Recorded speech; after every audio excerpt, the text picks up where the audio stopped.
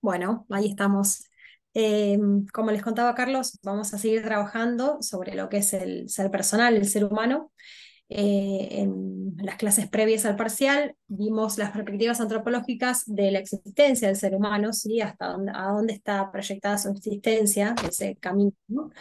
Y ahora vamos a ver otras perspectivas también apoyadas, apoyándonos sobre la antropología, pero referidas a la corporeidad del ser humano, ¿sí? ¿De qué está compuesto el ser humano? En ese marco vamos a ver distintas interpretaciones. Por un lado, las interpretaciones dualistas, en donde hay dos principios operantes, y por otro lado, las interpretaciones monistas, en donde hay un solo principio operante. Primero vamos a ver, antes que nada, antes de adentrarnos en las perspectivas antropológicas propiamente dichas acerca de la corporeidad del ser personal, ¿qué es dualismo en filosofía? ¿Sí? Cuando en filosofía hablamos del dualismo, nos referimos a que en un mismo sistema existen dos elementos, los cuales están no pueden sistematizarse, digamos, no pueden unirse en uno solo, y al confluir en una misma realidad en el mismo momento y al no poder unirse, eso hace que estén en permanente tensión. Estas son las tres características que tienen los dualismos. Nosotros en derecho estudiamos, sin saberlo, varios dualismos, por ejemplo, derecho público, derecho privado, derecho subjetivo, derechos objetivos, derechos personales y derechos patrimoniales, derechos bueno, reales.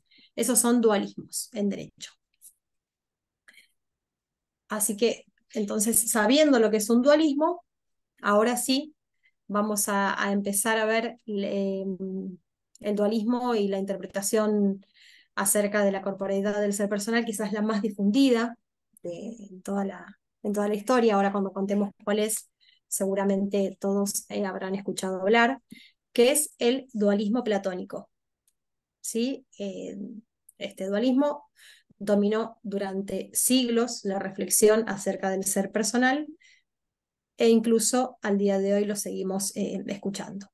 Es una interpretación propuesta por Platón, aproximadamente en el siglo IV a.C. ¿Sí? Y antes de explicar el dualismo platónico, vamos a ver un poco las ideas de este filósofo que se ven reflejadas después en esta interpretación del ser personal. ¿Sí? Antes de llegar a eso, tenemos que ver algo que ya bien lo habíamos mencionado en el resto de las clases, que es el dualismo ontológico de Platón. ¿Alguna vez escucharon hablar del dualismo ontológico, del mundo sensible, del mundo de las ideas? No, ¿Recuerdan? ¿Se acuerdan en el curso de ingreso? No sé si ustedes lo vieron yo, porque me acuerdo que la primera vez lo vi en el curso de ingreso, que es el mito de las cavernas. ¿Lo recuerdan? Bueno, ahí vamos a rememorar un poco todo esto, porque este dualismo ontológico, eh, Platón lo explica en ese mito de las cavernas. Quizás algunos lo recuerden, algunos no, pero bueno, vamos a trabajar un poquitito con eso, ¿sí? Él distingue dentro del universo dos mundos, ¿sí? Por un lado, el mundo de las ideas o el mundo inteligible, y por otro lado, el mundo sensible. ¿Sí? Cada uno de estos mundos tiene características muy distintas. Él, como ven acá el cuadro, esto lo voy a levantar, ustedes no sé si lo ven, a esta barra de, pero bueno, la tapa es justo a la mitad, ¿no? Platón dice que el mundo inteligible está compuesto por las ideas, las almas y las entidades matemáticas, y él dice que es el único verdadero, ¿sí? Es la auténtica realidad, es este mundo inmaterial o el mundo inteligible o el mundo de las ideas. Y ese mundo se puede conocer solamente a través de la razón. Este mundo es inmortal, ya que las ideas, las almas y estas entidades matemáticas son eternas, son perfectas, son inmutables, no cambian. Y bueno, estas ideas y estas almas son incorpóreas. ¿Sí? La característica más importante que tienen es que se puede conocer a través de la razón y que es inmutable, digamos, no cambia nunca. En cambio, el mundo sensible, esto también lo vimos en la primera clase, hablamos un poquitito de esto, no se conoce a través de la razón, sino que se conoce a través de los sentidos. Y este mundo sensible, a diferencia del mundo inteligible, está compuesto por todos los objetos materiales. ¿Sí? Él creía que Demiurgo, que era el dios creador del mundo, haciendo formas con la materia,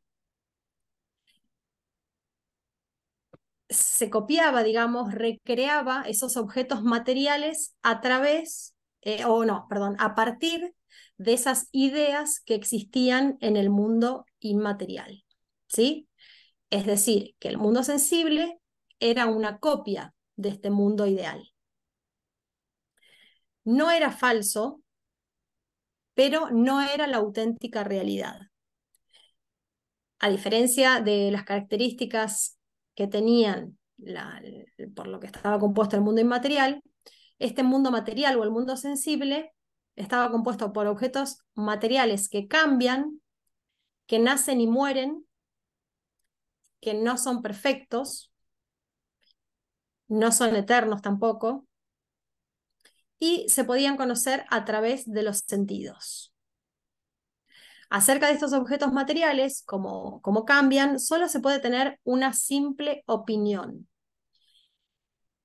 Esta es la parte que habíamos visto en la primera clase, en donde distinguimos lo que era epísteme, que era el conocimiento que se obtiene del mundo de las ideas. En cambio, del mundo material solo podemos tener una simple opinión o doxa. ¿Sí? En el mundo de las ideas todo es perfecto. Está la verdad, la bondad perfecta, la verdad perfecta, la belleza perfecta, la mesa perfecta. En cambio, en el mundo material está todo lo mismo, pero de manera imperfecta, digamos, ¿sí? No está la belleza perfecta, sino están las cosas bellas. Esa es la gran diferencia. Acá en el dibujo de abajo se puede ver. En el mundo de las ideas está la idea de árbol, en cambio, en el mundo sensible está el árbol creado por este dios, ¿no? Por Demiurgo.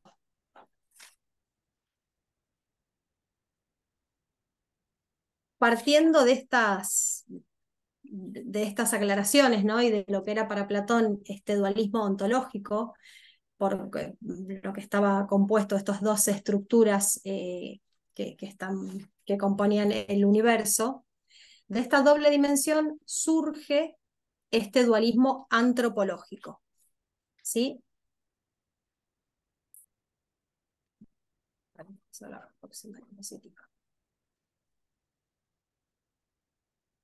Del dualismo antropológico, él dice que el hombre, nosotros los seres personales, estamos compuestos por alma y cuerpo.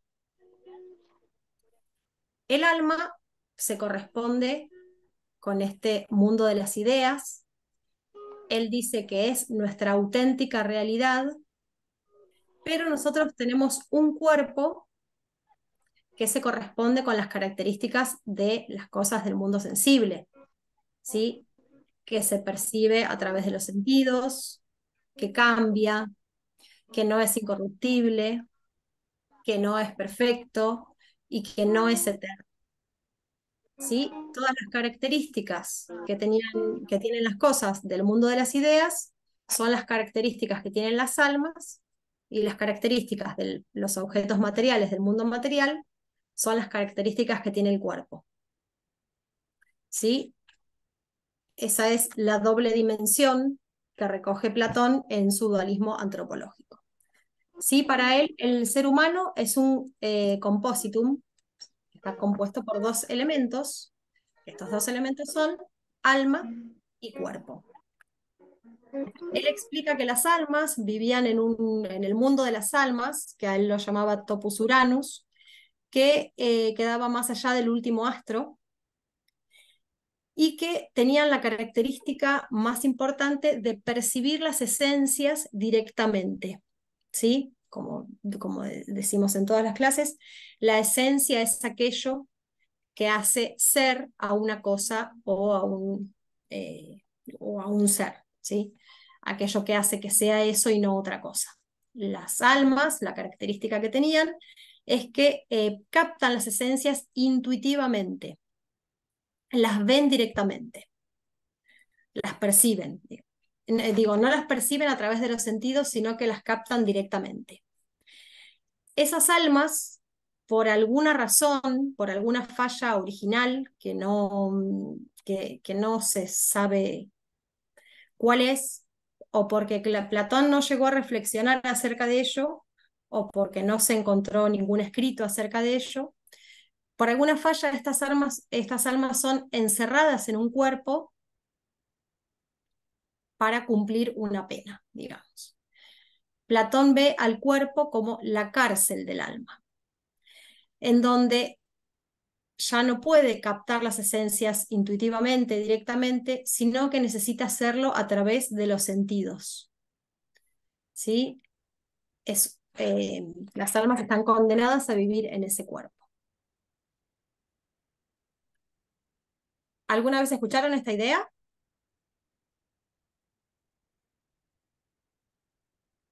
Del alma encerrada en un cuerpo, que somos cuerpo y alma. Sí, y que somos cuerpos que, digamos, un alma que puede estar en sucesivos cuerpos. Sí. ¿Y en dónde la escucharon? ¿En dónde la escuchamos habitualmente?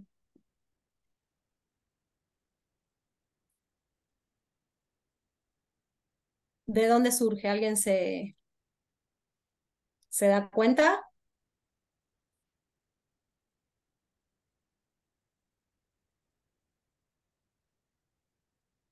de esta idea de un alma encerrada en un cuerpo? En la Bueno, iglesia, seguimos. hay en el chat hay una respuesta que dice que es Ajá, en la iglesia, en el ámbito eclesiástico. perfecto, perfecto. Ese es quien más ha divulgado esta idea es el cristianismo. Ahora seguimos avanzando un poco en la cuestión y vamos a ver por qué, ¿no? Eh, bueno, entonces acá, como decimos, el cuerpo, como todos los objetos materiales del mundo sensible, es corruptible, es finito y es mortal, al contrario del alma, que es incorruptible, infinita e inmortal, como todo lo que compone aquel mundo de las ideas o el mundo inteligible. Platón decía que el alma es la auténtica realidad del ser humano, que es preexistente, como contábamos recién, que no nace ni muere nunca, que tenían esta virtud de la intelección de las esencias, que esto es de la captación directa de las esencias a través de la intuición, y que estaban condenadas a vivir en un cuerpo.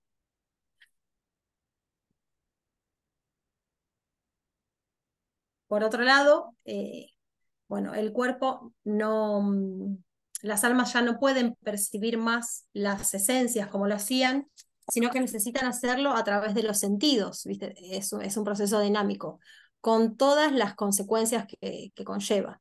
¿Sí? Nosotros a veces no tenemos los sentidos óptimos, tenemos problemas de vista, tenemos problemas, a veces estamos muy cansados, ya no tenemos esa disposición para conocer las esencias directamente, sino que lo tenemos que hacer a través de los sentidos con todas las consecuencias que eso tiene. ¿sí? Y como decíamos, este tipo de conocimiento que se adquiere a través de los sentidos, de eso podemos tener solamente una simple opinión, ya que las cosas cambian, ¿sí? Y bueno, las limitaciones del cuerpo es de lo que hablábamos recién.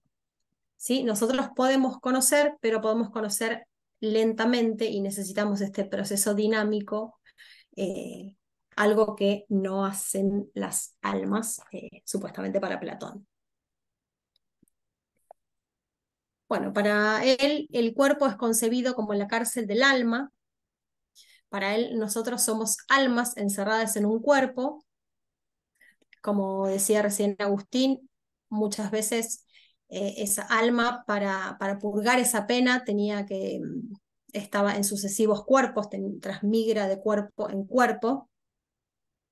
Y esta idea del cuerpo como cárcel también es tomada por otros filósofos y otros, como por ejemplo Pitágoras, y siempre se tenía la idea de que todo lo que es bueno para el cuerpo es malo para el alma y viceversa. Esta idea trajo muchísimas consecuencias, por ejemplo, que el trabajo intelectual es más valorado que el trabajo corpóreo, eh, que las personas que cuidan mucho su cuerpo son personas superficiales, ¿sí? Todo esto trae este tipo de ideas sin que nosotros nos demos cuenta, la traemos de esta eh, concepción de vernos.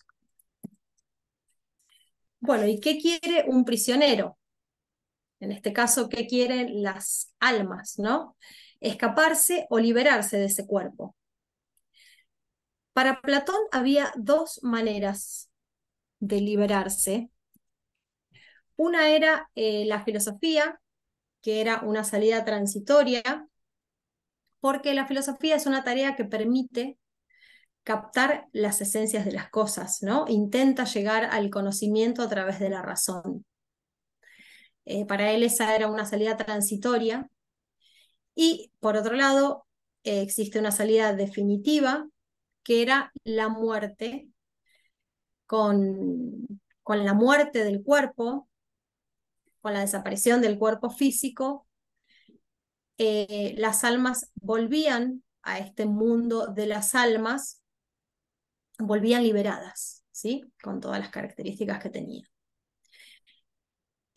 Acá hay que tener un cierto cuidado porque también Platón creía en la reencarnación, así que para él el suicidio no era una salida definitiva, sino que el alma decía el que no terminaba de purgarse y podía reencarnar en un cuerpo mucho peor del que estaba, ¿sí? Así que el suicidio no era considerado una salida definitiva.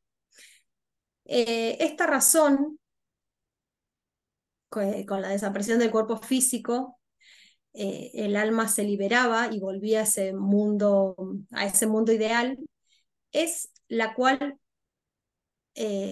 hizo que esta antropología sea tan difundida, ¿sí? Porque daba un consuelo extraordinario a la muerte y era de un consuelo como ninguna otra idea. Entonces, por eso es que fue tan difundida por muchísimos siglos y que hasta el día de hoy la traemos. Y de la mano del cristianismo, que fue quien más llevaba la bandera de esta antropología. Entonces, este dualismo antropológico propuesto por Platón resuelve ese misterio de la muerte, brindando un inigualable consuelo, ya que el alma se libera y vuelve a convivir con el resto de las almas, pero también trajo muchas consecuencias negativas al ver al cuerpo como una cárcel, ¿sí? El de las que hablábamos. Se desvaloriza mucho el cuerpo, por lo tanto el trabajo intelectual es más importante que el realizado con el cuerpo, al cuerpo no se lo respeta, todo lo relacionado a la estética corporal queda de lado o se concibe como superfluo, que no cumple ninguna función, digamos. Esta concepción ayudó mucho a la expansión del capitalismo, ya que si pensaban que lo importante es el alma, por lo que no interesaba en ese caso si el obrero estaba cansado y de trabajar tantas horas, ¿sí? Entonces, esta idea también ayudó al que el capitalismo se expanda de la manera que lo hizo. Esas son las consecuencias negativas de esta idea de la antropología dualista de Platón. Así que por un lado resuelve el tema de la muerte, pero por otro lado tiene consecuencias negativas en orden a ver al cuerpo como una cárcel. Y otro de los problemas que presenta esta antropología es que no se identifican actividades exclusivas del alma, ¿sí? Nosotros hasta para pensar necesitamos del cuerpo, para todas las actividades necesitamos del cuerpo. Nos cuesta muchísimo estudiar si estamos muy cansados, lo mismo que trabajar de una manera eficiente si estamos muy cansados. Para todo necesitamos el cuerpo. Entonces, a raíz de estos problemas que presenta esta antropología, se empiezan a pensar en otras alternativas, ¿sí? Otro dualismo que vamos a ver eh, es el dualismo cartesiano. Antes de pasar al dualismo cartesiano, ¿quieren hacer algún comentario acerca del dualismo platónico? ¿O alguna duda, alguna consulta?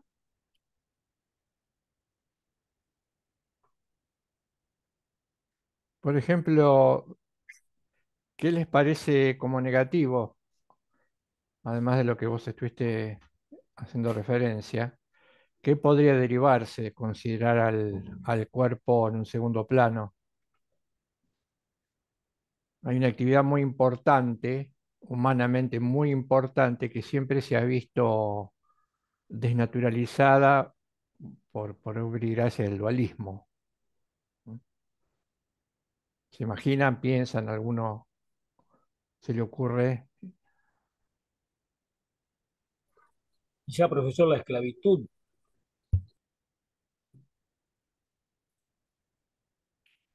Sí, pero como actividad humana,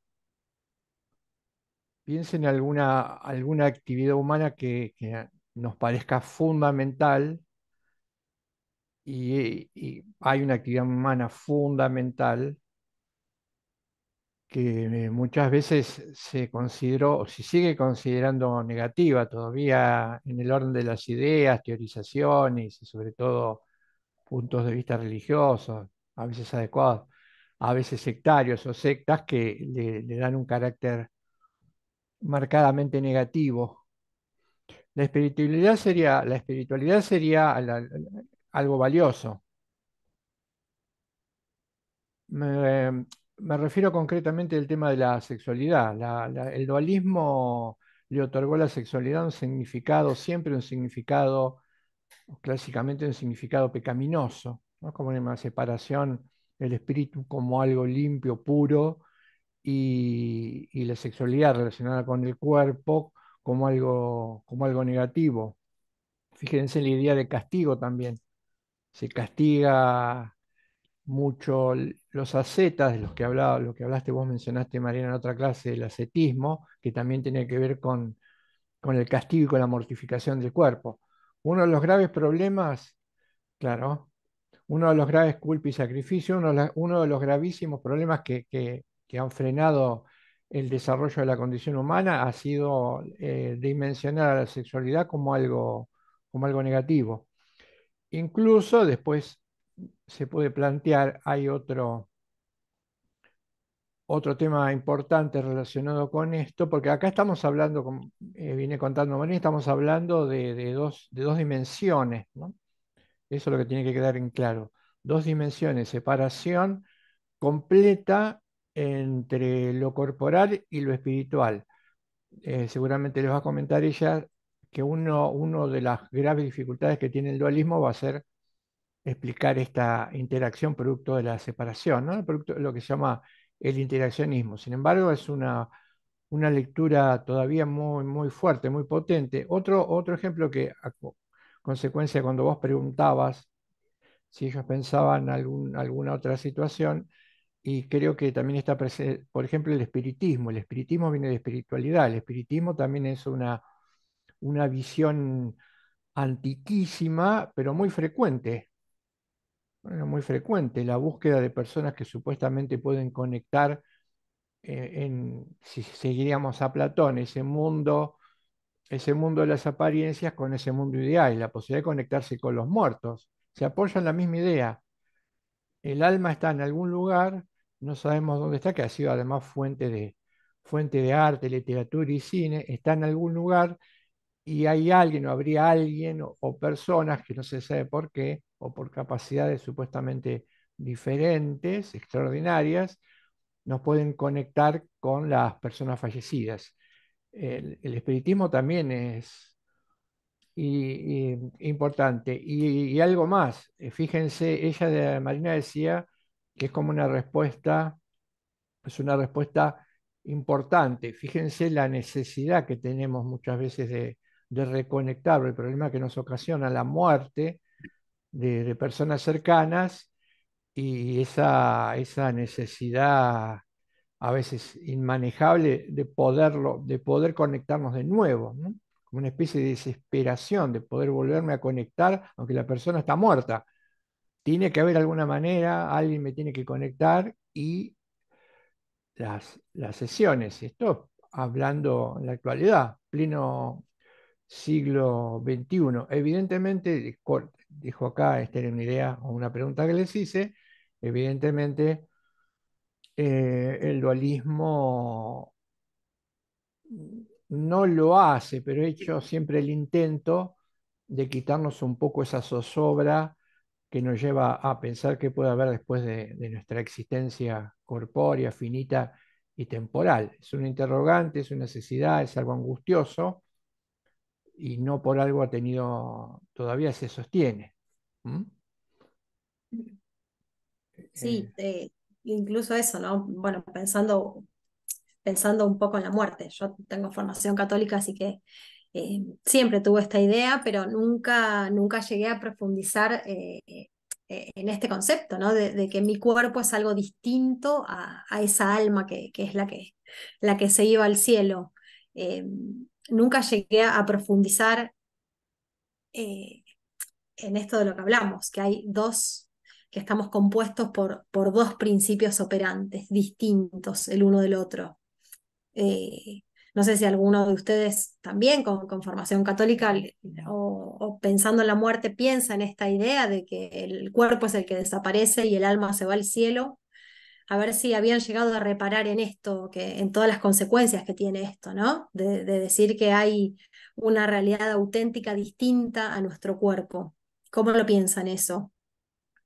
¿Alguno tiene alguna reflexión que les surja ahora o algún pensamiento que quiera compartir? Yo pienso, profesora, que es un tema muy complicado porque nadie fue y volvió y pudo contar su experiencia de eso, excepto unas pocas personas en el mundo que han dicho que han visto el túnel blanco, que vieron algo, que hubo un ángel, que, bueno, cada uno con su experiencia. Sí, también creo que un hombre sin fe, y digo hombre o mujer, para ambos es medio como una vida medio vacía, es como que el hombre siempre en algo tiene que creer y no necesariamente en un santo o en un Dios que puede ser personificado en Jesús, en Oyalá, en un montón de nombres que en el transcurso de la historia se nombró a Dios, sino que también puede ser apoyado incluso hasta en la creencia de la protección de parientes, de alguien muy cercano, así que el tema de lo que es espiritualidades abarca, creo que es un aspecto muy infinito de pensamientos que puede tener cada persona, pero es muy complicado porque es como que no hay pruebas fehacientes que hayan comprobado que hay más allá de eso, entonces que todos estamos abocados a una fe. Sí, pero que todos, como vos decís, Judith, ¿no? Todos tenemos esa como necesidad de calmar esa angustia existencial de alguna manera, y la verdad que la propuesta por Platón, era como anillo al dedo, digamos, es una idea fantástica para calmar esa angustia y nada, por eso también tuvo tanta repercusión.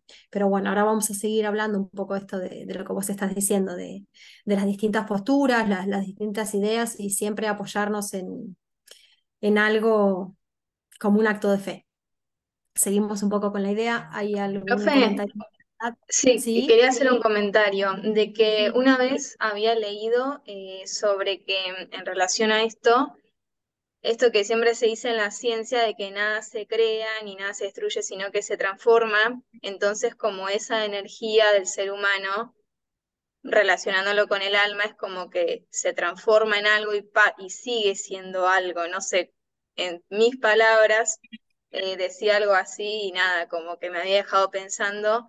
Igualmente, yo fui a un colegio católico y la gran mayoría terminamos el colegio y como vos decías, no, creo que la mayoría no sentimos esa necesidad de creer en algo después de la muerte, como a lo mejor, por ejemplo, mi abuela, que murió mi abuelo, ella, cuando hablamos de estos temas, yo muchas veces dudo de si eso, de si después de la muerte hay algo, y ella me dice, y pero a mí me da tristeza pensar que no lo voy a volver a ver nunca más realmente. Pienso que en algún momento lo voy a volver a ver, entonces como muy sentimental eso, y es reentendible, pero bueno, viste, es como que se mezclan los sentimientos, lo religioso, sí, principios sí. de uno y nada, bueno, quería compartir eso nada más. Sí, sí, la frase que decías recién, Dulce, ahora también cuando veamos las posturas monistas también va a encajar justo en una, pero bueno, también es válido lo que decís y lo que pensás. Es verdad que también hay un tanto de generacional, digamos, ¿no? Quizás hoy parte del individualismo también que venimos estudiando en las clases anteriores, tenemos como ciertas ideas y cierta reticencia a pesar, ¿no? A pensar en un acto de fe de que hay algo más allá. Yo Pero tomo, bueno, perdón, sí, quiero, bueno, me parece muy interesante lo que plantea Dulce. Em, eh, si no te entendí mal, vos decías, no, por ahora no nos alcanza esta cuestión, pero sí veo que lo alcanza en familiares, hablando de tu abuela o abuelo, y hay una diferencia generacional. Creo, si nos olvidamos si pensamos, pero olvidándonos un poco de lo que fuera escuelas o no, eh, yo creo que ahí hay un punto interesante y tiene que ver que estas cuestiones son de aparición, creo que son de lenta aparición en la historia de cada uno.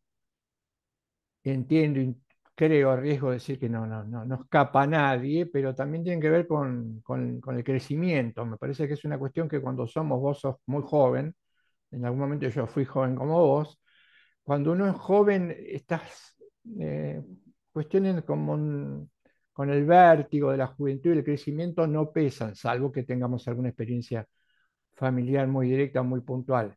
Es algo que nos empezamos a cuestionar, a plantear, a fijar los ojos en ello cuando ya empezamos a madurar y pasamos el 50 o 60% en términos de vida. Ahí es donde creo, eh, por eso la coincidencia, por eso el hecho de tu abuela, tu abuelo, cuando uno ya está maduro, no sé si es la expresión, pero se está acercando, ya pasó el 50% de la vida, es donde empiezan a aparecer estos cuestionamientos. Me acuerdo, pero es una cuestión para pensar. También me acuerdo, había alguien que decía que inevitablemente lo vamos a relacionar, esto se tiene que relacionar con la muerte, inevitablemente hay una conexión muy fuerte, ¿no? Con la muerte, pero alguien decía que la muerte durante mucho tiempo en la vida de alguien es como un aviso, aparece como, o los avisos, lo que llamaríamos nosotros avisos fúnebres, aparece como un dato escondido que a lo mejor no le prestamos atención, que no lo vemos o que no nos dice nada, y que empieza a tener otro cariz cuando la muerte se empieza a experimentar respecto de personas con las cuales convivimos, ¿no? Es decir, no, es algo que está, pero no está. Y por ahí tal vez mejor que no esté.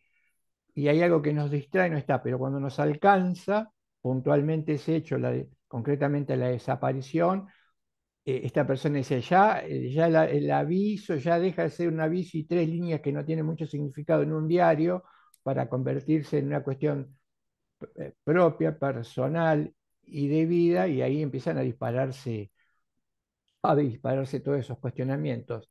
Me pareció interesante, creo que es una cuestión de tiempo, no escapa a nadie eso, algunos más, algunos menos, nos empezamos a plantear, déjame que lo diga o déjeme que lo diga de esta manera, cuando estamos ya un poco más grandes, empiezan a aparecer estas cuestiones, ¿no? Sí, a mí, perdón que Cercanos lo a... corte.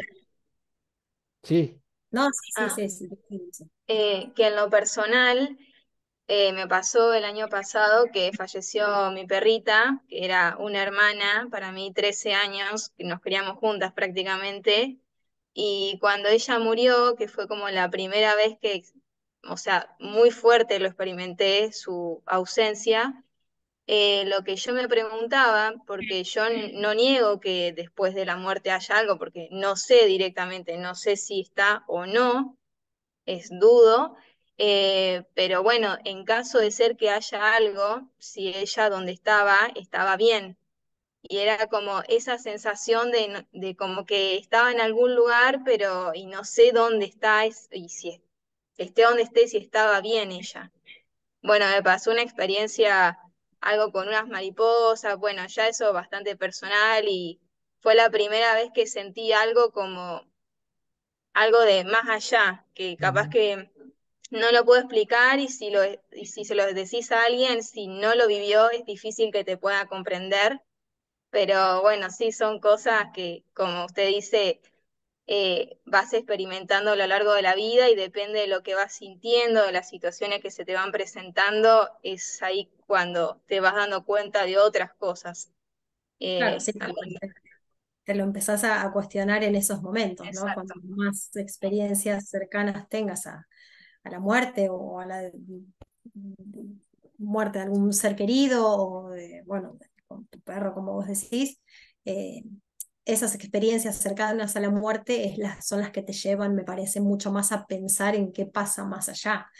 Eh, Además del crecimiento en edad, ¿sí? De esta cuestión generacional, también está ese tema, ¿no? Las experiencias cercanas que podemos tener nosotros, a empezar a preguntarte qué hay más allá. Y frente a esta angustia, esta idea del cuerpo y el alma y de un alma que se libera, es bastante sanadora, ¿no? Para esos momentos.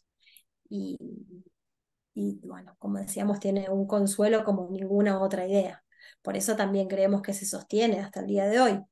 Eh, Más allá de que llevar eso al plano consciente, como decíamos recién, yo tuve formación católica en todo el colegio, pero nunca me llegué a ver como con como dos cosas aparte. Nunca llegué a pensar, bueno, mi auténtica realidad es el alma, al cuerpo lo tengo, pero bueno, inconscientemente lo tenía dentro, la tenía dentro esa idea. ¿Sí? Bueno, Ahí seguimos avanzando un una, poco. una Sí, Profe, última, una última más. Ahí véanlo más lo que ¿puedo? ¿Se, estamos se me escucha? contando. Sí, ahora te paso. Esta es la idea. No estamos tratando de dar una respuesta definitiva, sino estamos planteando algo, porque se ve en las consignas. Em, no es un problema. Si fuese un problema, esto lo decía un francés, si fuese un problema, probablemente sería resoluble o podríamos tener certezas. En estas cuestiones no tenemos certezas y no es un problema. Este francés hablaba de misterio, es un misterio, es algo que no tiene que ser encarado como si se tratase de resolver un crucigrama. Esta, este, Esto que nos pasa a veces es producto también de lo que veníamos contando en clases anteriores, porque todo está vinculado humanamente hablando. La idea de la modernidad fue tratar de resolver todo dando respuestas concretas, certeras. Tengo que quedarme tranquilo porque si lo veo existe y si no lo veo no existe. Esta mentalidad moderna ve a estas cuestiones como un problema. Necesariamente una mentalidad que lo ve así necesita una respuesta y cerrar el caso, digamos, cerrar el expediente. Imposible. Es un misterio, hay acercamientos y son provisionales. Ahora les van a, mañana a terminar de contar o en un rato, cuando veamos lo que sería nuestra propuesta, que va a aparecer nuevamente el término fe, ¿no? Sí, Pablo, ahora sí, te cedemos y después seguimos. Hola, profe, a ver si se me corta. A mí me encanta hablar con la gente de diferentes religiones y yo lo que he notado es que todos coinciden en un punto, primero que es algo superior y segundo el después de la vida. Y lo único que hasta ahora la ciencia se ha quedado es en eso, es en que sí, que pasa algo una vez que el cuerpo el corazón deja de latir, para llamarlo simbólicamente o metafóricamente hablando, y algo que no puede explicar, que es esa energía. O sea, eh, quizás más adelante se pueda encontrar algún tipo de, qué sé yo, respuesta de qué pasa con esa energía. Lo único que sabemos que es cierto es que esa energía existe y que como toda energía es indestructible. Pero me gusta porque con los que he hablado de todas las religiones, no profeso ninguna, pero me encanta, me fascina hablar con todos, es que todos coinciden en lo mismo. Primero, en algo después de la muerte. Bien, y todos van a diferentes lugares, pero todos hay algo después de la muerte. Y una frase que siempre se dice es muy a menudo cuando ocurren estos hechos, se muere un familiar, bueno, me ha pasado ya desde chico perder gente cercana, pares y todo. Y te dicen, quedó algo de él en vos. Cuando fue un familiar, o sea, sí queda siempre algo de vos. ¿Por qué? Porque biológicamente tenés algo, pero es un padre, una madre, lo que sea, tú vas a tener. ¿Por qué? Porque sos parte de esa persona. Entonces a veces la gente lo dice por decirlo sin pensarlo, pero no es totalmente cierto. Sí, va a vivir en mí porque yo soy parte de él, o de ella. Y si no es biológico, déjame completar la idea. Si te parece, si no es biológico, si no lo fuera biológico, podría serlo interpersonal, es decir, amigos, amigas, en el que los encuentros, las relaciones, eso se imprime de alguna manera en nuestra forma de ser y también ahí se llevan, ¿no? Ahí no había biologismo alguno, pero también habría que Tal cual. nos pasamos uno al otro. Profe, yo tengo perdido a mi abuelo, que no era biológicamente mi abuelo, y me han quedado cosas, y a los tres hermanos quedaron cosas, dichos, costumbres o formas de proceder, que como bien dice usted, no somos biológicamente de alguna manera compatibles, pero sí como heredamos formas de hacer y formas de decir y formas de proceder. Así que sí, hay o una herencia por un lado doble o una herencia por ahí simple por otro lado, se puede decir de alguna manera. Sí, Sí, sí, eso que se produce entre dos amigos es lo que queda, ¿no? Lo habíamos visto en clases anteriores, lo que se produce entre dos amigos es lo que queda. Tal vez con alguien no te vuelvas a ver más, pero eso que se dio en algún momento que se produjo, te queda, vamos a meter un término que después habría que hablar, pero te queda como una especie de facticidad. No lo podés volver a sacar y de tanto en tanto en algún momento aparece o reaparece, ¿no? Es como una huella. Es como una huella que queda, que tendría que ver por ahí con la energía de la que vos hablas. Bueno, sí, sí, ahora sí y volvemos a no te interrumpo más, Marina. No, por Dale. favor, al contrario. Siempre a mí me encanta que hablemos, me encanta preguntar y eso, pero porque siempre pienso que de estas charlas surgen también un montón de cosas lindas, ¿no? Y también sirven para sentar un poco más las ideas, para que no queden algo tan teórico, sino bajarlo un poquitito a lo que pensamos realmente. Me parece que es riquísimo esto, ¿no? De compartir un poco, pero bueno, y acá como volvemos de nuevo a la idea de que nos hacemos en los encuentros con los demás, ¿no? Eso que aprendimos en nuestros encuentros con tus abuelos o con los amigos son los que hacen también nuestra persona y sí, por supuesto que va a quedar siempre para ahí. Pero bueno, seguimos avanzando un poco con los dualismos. Habíamos visto el dualismo platónico y ahora vamos a ver el dualismo que propone Descartes en el siglo XVII, ¿sí? Que él también propone, que también se llama dualismo de sustancias, y él propone que los seres personales estamos hechos también de dos elementos y los principios operantes en este caso van a ser la razón y el cuerpo. Ahí estamos. Bueno. Entonces la razón y el cuerpo son los dos principios operantes de este dualismo antropológico. Después del axioma, yo pienso, luego yo soy, el más importante de Descartes, él piensa y se da cuenta que ese pensar demuestra su existencia, pero solo a nivel de la razón. No corría la misma suerte el cuerpo, ya que el cuerpo, al ser percibido por los sentidos, estaba sujeto a duda, ¿sí?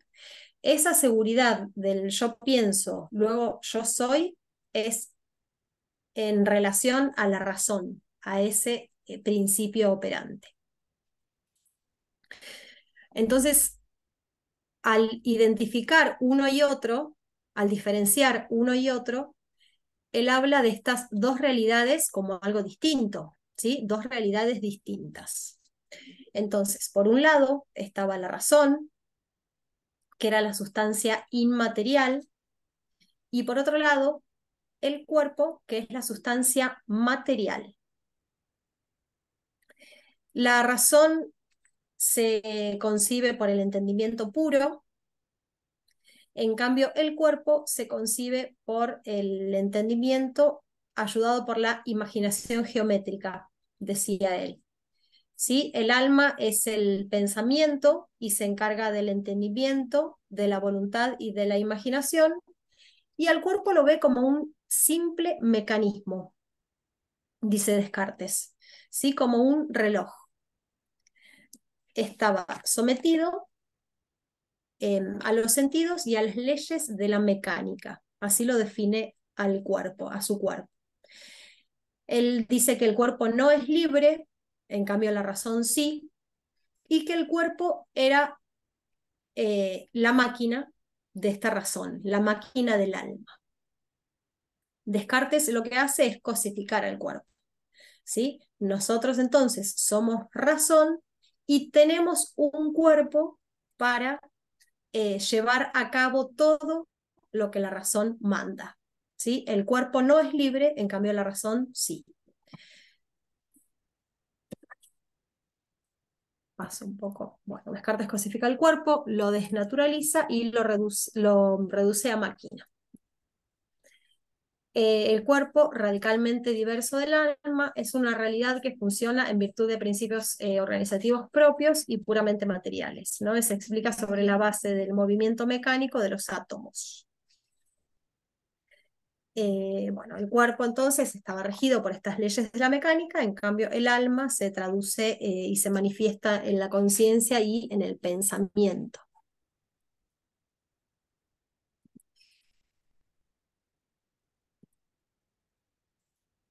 Miren esta frase que está en el discurso del método, que es en la obra que habíamos hablado de Descartes de 1637. Él en el discurso del método escribe lo siguiente, dice: conocí por ello que yo era una sustancia cuya esencia y naturaleza toda es pensar, y que no necesita para ser de lugar alguno, ni depende de alguna cosa material. De suerte que este yo, es decir, el alma por el cual yo soy lo que soy, es enteramente distinto del cuerpo y hasta más fácil de conocer que éste. Y aunque el cuerpo no fuese, el alma no dejaría de ser cuanto es. Acá en este párrafo se ven claramente acá las dos sustancias y cómo diferencia el cuerpo del alma. ¿Sí? Para él eran dos cosas distintas, ¿no? Y habla esto. del alma que soy. Para él la auténtica realidad era ese alma. Que incluso dice después, ¿no? Aunque el cuerpo no fuese, el alma no dejaría de ser cuanto es. La crítica que le hacen los filósofos a Descartes cuando él plantea este dualismo es la siguiente, ¿no? La que decía Carlos hoy. ¿Cómo puede influir la mente sobre el cerebro y viceversa? ¿Sí? El cerebro como cuerpo. ¿Cómo puede influir la razón en el cuerpo, ordenándole lo que tiene que hacer? ¿Y cómo puede a su vez el cuerpo indicarle o influir en la razón acerca de aquello que percibe a través de los sentidos? Eso es lo que le empiezan a cuestionar. Si son dos realidades diferentes, ¿cómo influye una sobre la otra? Entonces, muchos años después, en 1667, Descartes escribe un libro que se llama Tratado del Hombre, en donde explica que hay una conexión entre el cuerpo y el alma influye en el cuerpo a través de la voluntad y el cuerpo en el alma comunicándole la información de los sentidos a través de la glándula pineal, que está en el cerebro, y que él dice que es la parte física que posibilita la influencia de la mente inmaterial sobre la máquina, ¿sí? Sobre esta parte material. Pero dice también ahí que aunque reconoce cierta influencia del cuerpo sobre el alma, es el alma la que es libre y la que tiene el pleno control. ¿Sí? Sigue sosteniendo que nuestra auténtica realidad es la razón y el cuerpo es solamente una máquina de la razón. ¿Sí? Cuerpo y alma se relacionan entre sí, pero son dos realidades diferentes. Esta idea, este dualismo, también hoy es sostenido por varias corrientes de la salud, ¿no? Como la psiquiatría o la psicología que se ve a la mente como algo distinto de nuestro cuerpo. Fíjense que acá se ve cómo se vinculan con las antropologías anteriores, por ejemplo, con la antropología individualista. Por nosotros dijimos que uno de los datos de Descartes está en los comienzos de la modernidad. Descartes es el prototipo del pensamiento moderno. Ahí ya está distinguiendo, está separando, habíamos hablado de la separación, divorcio y luego no vuelta a unir entre la parte, lo que sería la parte cognitiva y la parte sensitiva, y por supuesto en desmedro de la parte sensitiva. O la sustancia pensante extensa, que sería el cuerpo, y la sustancia pensante. Ya ahí está claro el divorcio, es separación, y la separación juega a favor de la dimensión cognitiva y nada en la dimensión sensitiva. Ahí ya se empieza a inaugurar esas separaciones, por eso lo de dualismo también, que afectaron y que afectan a la modernidad. Ese distinguir, separar, no volver a unir y poner en primer lugar uno de los dos factores o de los dos elementos, denigrando o pasando o dejando casi sin importancia el segundo. Ya en Descartes se ve clara esa diferencia entre conocimiento y emoción, o si se quiere, entre razón y sentidos. Sí, continúa Marina, por favor. Bien, bueno, avanzamos. Estas dos son los dos dualismos que vamos, bueno, a ver en las clases. Y ahora, frente a estas interpretaciones dualistas, surgen como superación de estas las corrientes monistas, las interpretaciones monistas.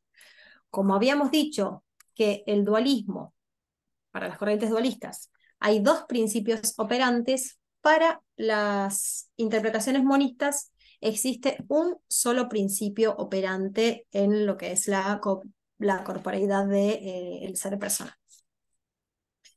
Por un lado, existe el monismo idealista, ¿sí? Que dice que somos solamente almas, espíritus o ideas.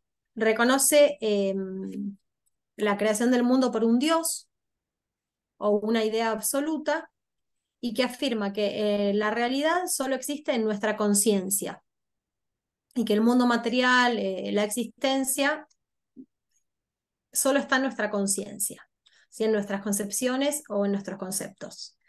Esta es una idea muy difícil de sostener, ya que la existencia del cuerpo es evidente, digamos, ¿sí? Entonces, bueno, su principal exponente fue Hegel, y como decíamos, bueno, es muy difícil de sostener. Y el otro monismo, que es el monismo materialista, esta es una idea mucho más fuerte, que también es una corriente que, que ingresó y que, bueno, se sostiene, ¿no? hasta nuestros días. Todo lo que es materialismo en filosofía es cualquier filosofía según la cual la materia, lo que decía recién Dulce, por eso también se lo mencionaba, la materia es la matriz última de toda realidad, ¿sí? Para el materialismo, todo es materia. La matriz última y toda expresión humana se da a través de la materia. Entonces, el monismo materialista sostiene que el ser humano es solamente cuerpo, es materia en su más alto grado posible de organización. Esa es la definición de Spirkin, que era un médico. Y el fundamento más importante del materialismo es que no hay actividad alguna en la que el cuerpo no participe. ¿Sí? La difusión. ¿Quién es el principal expositor? Que no escuché bien. Los dos ingresos en la historia son los que vamos a ver ahora. La definición que dimos recién es de Alexander Spirkin, que es esto, ¿no? Que el ser humano es materia en su más alto grado posible de organización. Ahora, las dos corrientes que hicieron ingresar esta idea son el positivismo científico y la teoría marxista. Son los dos, por esos dos lados es donde ingresa fuertemente en toda la reflexión acerca del ser humano, ¿sí? El positivismo científico también es una corriente filosófica que afirma que el conocimiento proviene de lo observable, ¿sí? Es objetivo, el conocimiento es objetivo. Y que el conocimiento se obtiene a través del método científico.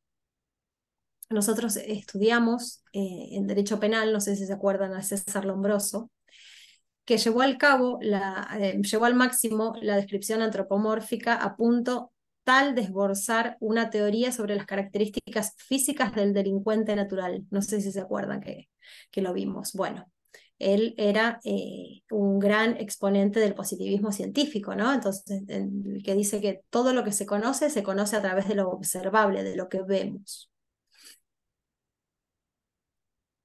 Acá bueno, se vuelve también a describir, ¿no? Esta materia como matriz última. Y por otro lado, la teoría marxista,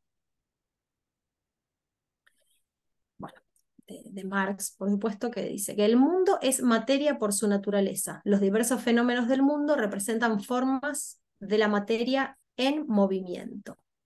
¿Sí? Marx pone al cuerpo en el centro de la escena y empieza a luchar fuertemente para satisfacer las necesidades corpóreas de los obreros, ¿no? En su caso. Marx reconoce el carácter material del mundo y reconoce el carácter primario, el carácter primario de la materia y el carácter secundario de la conciencia. A la inversa de lo que sucedía, él le da muchísima importancia a todo lo corpóreo. El problema del monismo materialista y de ver al ser humano solamente como materia es que no logra resolver el misterio de la muerte, ¿sí? Este materialismo aferrado a una idea de totalidad, cuando nos morimos, cuando el cuerpo muere, no queda nada.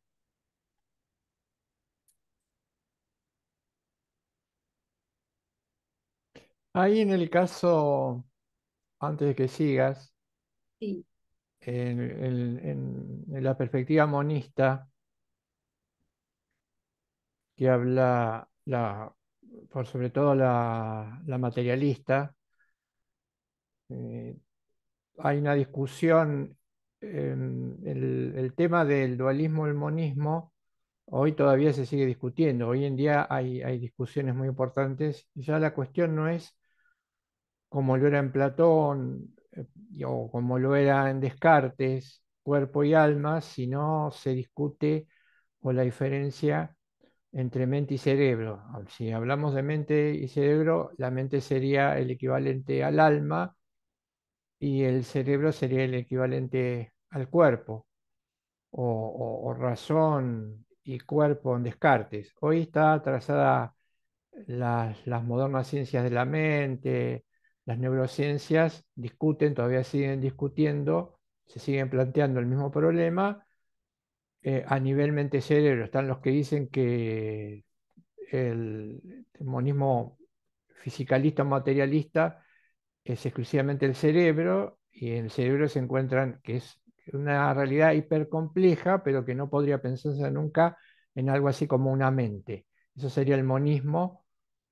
Ahora te voy a dar un caso paradigmático de esto, y después están los dualistas en esta materia. Estos dualistas hablan de mente y cerebro, y que el cerebro sería, la mente sería como una especie de resultado final o de conclusión después de una larga evolución, lo que se llama emergentismo. La mente emergería del soporte físico que es el cerebro y tendría que ver un poco con la evolución. Uno de los casos, esto se discute hoy, no se sigue discutiendo ya a un nivel más sofisticado, pero uno de los casos más interesantes que se planteó y avalando el monismo materialista ocurrió en el siglo XIX, en 1800, más en Estados Unidos, y se trajo como apoyo del monismo el caso de un trabajador del ferrocarril que se llamaba Phineas Gage. Phineas Gage era un obrero o trabajaba en la construcción de vías de ferrocarril, y el trabajo era dinamitar aquellos lugares para hacer, por supuesto, una construcción, un túnel, el trazado, el tendido de vías. Y lo que hacía él junto con otros era colocar explosivos, estaban especializados en eso para eh, provocar por ejemplo, si se trataba de una montaña, se derrumbara en parte o se generara un hueco, un espacio, sin que esto implicara poner en riesgo que se cayera completamente, ¿no? Por ejemplo, una montaña. Y lo que ocurrió fue curioso porque fue un caso investigado, científicamente se le dio mucha importancia.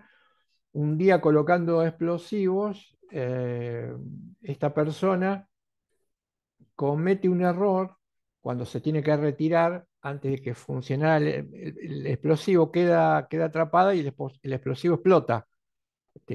Y creen que está muerto, tiene graves daños en la cabeza, lo llevan inmediatamente al hospital, sobrevive, después de muchas operaciones le logran sacar, eh, tienen que operar y extraer parte de lo que sería el área prefrontal del cerebro, porque allí estaban alojadas las esquirlas, los- eh, se lo sacan, y con el tiempo empieza a recuperarse.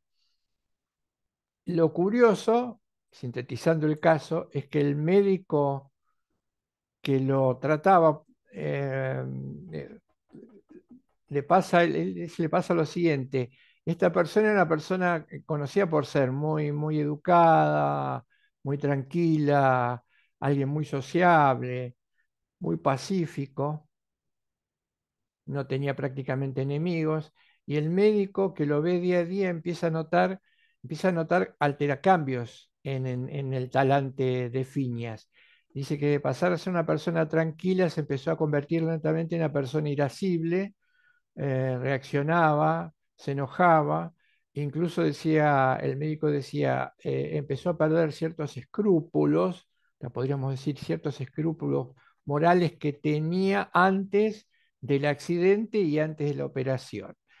Lo que se quería marcar acá era, como apoyo, como apoyatura del monismo fisicalista, es que los sentimientos, la compasión, la benevolencia estaban alojadas en esta parte prefrontal en el cerebro y que desde allí, que a partir de allí se podían explicar diferentes comportamientos. Al faltarle, al extraerle esta parte del cerebro a este operario, le sacaron parte de sus reacciones que tenían que ver con reacciones buenas o adecuadas, quedando simplemente aquellas reacciones que nosotros consideramos negativas o sentimientos negativos o de rechazo hacia los otros. Este fue un caso muy difundido en Estados Unidos y que se usó y todavía se sigue utilizando para defender esta lectura monista de que somos exclusivamente materia, altísimamente evolucionada, hipercompleja, pero que en la materia, en el cerebro, se encuentran alojados todo lo que luego nosotros interpretamos como sentimientos, afectos, comportamientos, etcétera. ¿Mm? Esto quería marcarlos porque hoy la discusión está planteada en términos de mente y cerebro. Sí, seguí, Marina, por favor. Bien, bueno, ahí estamos. Bueno, con relación a los dualismos y a los monismos que vimos, llegamos nuevamente a una crisis en la que ninguna de las perspectivas gravitantes logra resolver tanto los avatares de la vida como los de la muerte. ¿Sí? De nuevo parece, como nos pasaba con el individualismo y la totalidad, que partimos de dos interpretaciones erróneas. ¿Sí? Entonces ahora vamos a contar volvemos a una perspectiva dialogal, proponemos una perspectiva dialogal que para nosotros es superadora de monismos y dualismos. Como decía Carlos, no buscamos dar respuestas ni imponer esta manera de pensar, sino que es solamente para seguir reflexionando, pero coincide con la perspectiva de la cátedra, ¿sí? Con la perspectiva dialogal. Como primera medida, y lo primero que podemos advertir de nosotros como seres humanos, es que existimos como seres corpóreos, ¿sí? Nuestro cuerpo es evidente que está, es evidente que existe, es evidente que somos un cuerpo, y ese cuerpo, como dice Joseph Goebbels, es una de las fotocopias que está subida a la cátedra virtual, ese cuerpo está revestido de humanidad. Entonces, ahora lo que vamos a intentar hacer es especificar el sentido humano de nuestro cuerpo. ¿Sí? El ser expresa significados a través del cuerpo y a estos se le atribuyen diversos valores. Nos volvemos a apoyar en la antropología como ciencia que se preocupa por descubrir esos significados del cuerpo humano. Lo primero que vamos a hacer es pasar de una categoría del tener a una categoría de ser. nosotros no pensamos que tenemos un cuerpo, ¿sí? Si yo digo tengo un cuerpo, al decir tengo un cuerpo, ¿quién tiene un cuerpo? ¿Sí? Si yo digo yo, ahí me estoy disociando del cuerpo, ¿sí? Entonces, en vez de decir que tenemos un cuerpo, vamos a pasarnos a otra categoría y a decir que somos un cuerpo, ¿sí? Esto es lo primero y es que tenemos que, eh, lo fundamental que tenemos que hacer para empezar a pensar en esta perspectiva que vamos a proponerles, ¿sí? Es pasar de la categoría del tener a la categoría del ser. A partir de ahora vamos a pensarnos como el cuerpo que somos, ¿sí? No el cuerpo que tenemos. Y en este cuerpo que somos, vamos a tratar de identificar estos significados fundamentales del cuerpo en relación a 3 puntos de vista, ¿sí? En relación a la persona concreta, en relación a los demás seres humanos y en relación al mundo material.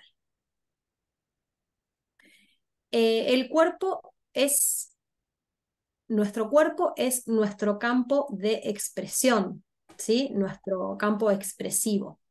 Nosotros nos expresamos a través de nuestro cuerpo. Palabras, gestos, silencios, todo lo hacemos a través de nuestro cuerpo y ese cuerpo se va modelando. Con respecto a los demás seres humanos, nuestro cuerpo es presencia en el mundo, ¿sí? Nosotros con nuestro cuerpo decimos acá estoy. A la vez es el lugar de comunicación con los otros y es el medio de reconocimiento del otro. Cuando nosotros explicábamos la perspectiva dialógica, contábamos que nuestra sola presencia, no teníamos que hacer esa llamada al otro, sino que nuestra sola presencia es necesaria para que el otro me reconozca, ¿sí? Nosotros a través de nuestro cuerpo pedimos el reconocimiento del otro. Y con respecto al mundo material, nuestro cuerpo es origen de instrumentalidad. Con esto no decimos que nuestro cuerpo es un instrumento, sino que nosotros los instrumentos los utilizamos con nuestro cuerpo, ¿sí? Utilizamos nuestro cuerpo para, por ejemplo, en este momento, abrir el micrófono y hablar con ustedes. ¿Sí? Yo lo hago a través de mi cuerpo. Es importante saber que estos significados no se separan entre sí, sino que es una distinción dentro de una misma unidad, ¿sí? Si yo me expreso, expreso mi persona para los demás, para el mundo material y demás. Es una unidad. Esta distinción es solamente teórica. Ahora vamos a hablar un poquitito más de estos significados del cuerpo humano. Vamos a ver en particular estos 5. ¿Sí? Como decíamos, el primer significado y el que primero aparece es el cuerpo como campo expresivo, ¿sí? De la persona. Nosotros nos realizamos comunicándonos con los demás, expresándonos, y eso lo hacemos en la visibilidad del cuerpo, con la visibilidad del cuerpo. No existe un pensamiento formado sin una expresión del cuerpo que lo acompañe. Por ejemplo, si estoy contenta, ustedes se pueden dar cuenta en mi cara, con mis gestos. Lo mismo si estoy triste, lo mismo si estoy cansada, ¿sí? Nosotros nos expresamos con nuestro cuerpo. Por otro lado, como contábamos, también nuestro cuerpo es presencia con relación a los demás. Y esta presencia la vamos a contraponer para entenderla y de una buena vez, digamos, lo vamos a contraponer con la ausencia absoluta, ¿sí? La ausencia absoluta que es la muerte. Esa ausencia absoluta ya no nos da más la posibilidad de comunicarnos, de volver a encontrarnos, ¿sí? Entonces nuestro cuerpo es presencia. Por otro lado, nuestro cuerpo es apertura. Todo nuestro cuerpo está diseñado, es abierto para el encuentro con el otro, ¿sí? La voz para hablar, eh, las manos, la boca, todo nuestro cuerpo está en apertura para encontrarnos con los demás. Es una invitación constante al diálogo. El principio de instrumentalidad, que es lo que contábamos, que indica la posibilidad que tenemos nosotros de utilizar las cosas como instrumento a través de nuestro cuerpo, y esos instrumentos posibilitan el encuentro con los otros. Y acompañado de estos significados positivos del cuerpo, también está el límite, ¿sí? No todos los aspectos son positivos, sino que el límite es cuando no llegamos a, por ejemplo, no llegamos a expresarnos como queremos, ¿sí? A veces nosotros queremos decir algo de una manera y nos sale de otra. También hay límites físicos, por ejemplo, si yo quiero dar un paso de esquina a esquina no puedo porque nuestro físico es limitado. Eh, y ese límite viene acompañado muchas veces del fracaso, ¿sí? Nosotros cuando no llegamos a expresar lo que sentimos, por ejemplo, sentimos que fracasamos, ¿sí? Esto también es un significado del cuerpo. Hasta acá, y hablando de todas estas características y estos significados humanos del cuerpo, parece tratarse de un materialismo, ¿sí? Porque solamente hablamos de nuestro cuerpo y lo que podemos hacer con él.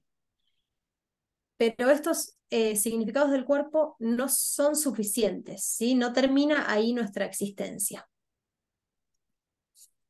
Porque dándole importancia a nuestro cuerpo,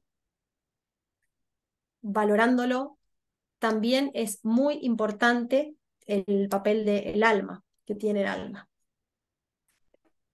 Todos estos significados del cuerpo lo son siempre y cuando exista un otro que me quiere. Vamos a tratar de pensarlo un poco de nuevo, ¿sí? Yo me expreso ante el otro que me quiere. El otro que me quiere se da cuenta de mis expresiones, ¿sí? Como decíamos hoy, cuando estoy triste, cuando estoy contenta, cuando estoy cansada. El otro que me quiere y me conoce se da cuenta. La presencia también siempre es ante el otro que me quiere. Por ejemplo, no sé si hoy fueron a la facultad o salieron de su casa, ¿no? ¿Con cuántas personas se encontraron? Con muchísimas a lo largo del día.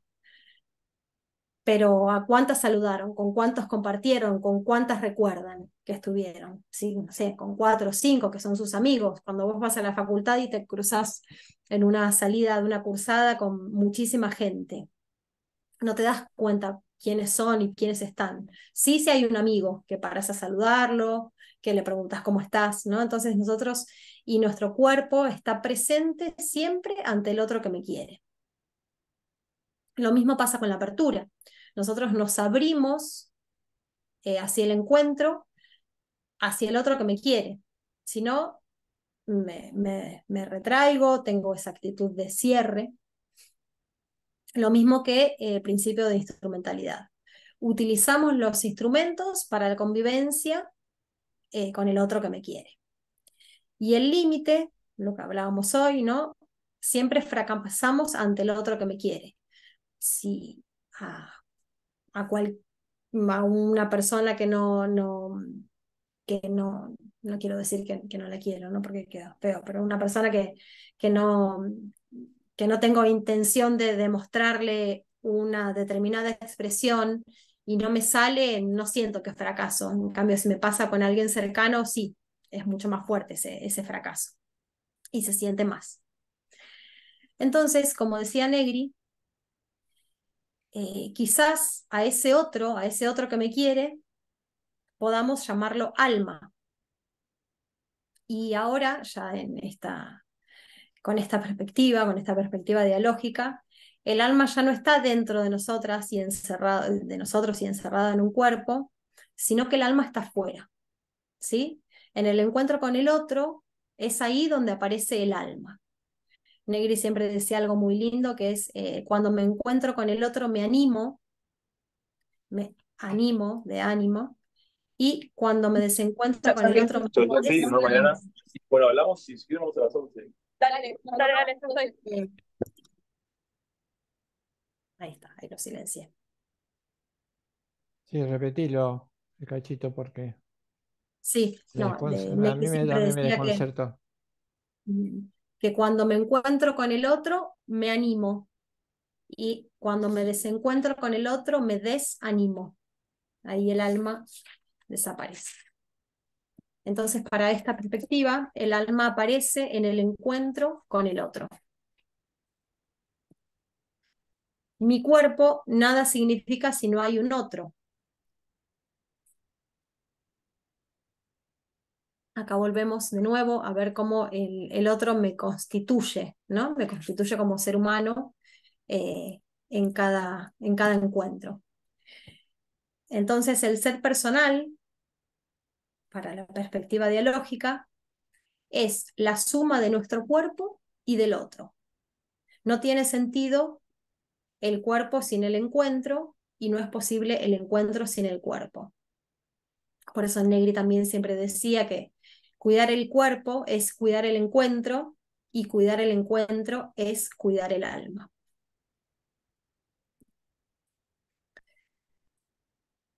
Y ahora la gran pregunta que se deben estar haciendo todos es ¿cómo resuelve esta antropología el misterio de la muerte, ¿no? De lo que hablábamos hoy?